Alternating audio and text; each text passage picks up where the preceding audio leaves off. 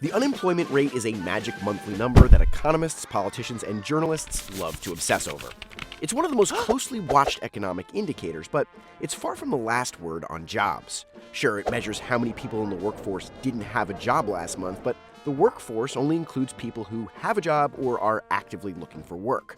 So if you're tired of looking for work and you've given up the hunt, you won't get counted even though you're still unemployed. To get the bigger picture, economists use the long-term unemployment rate to look a little further back. Well, not that far back. If you've been out of work for 6 months or more and you're still actively looking for work, this number applies to you.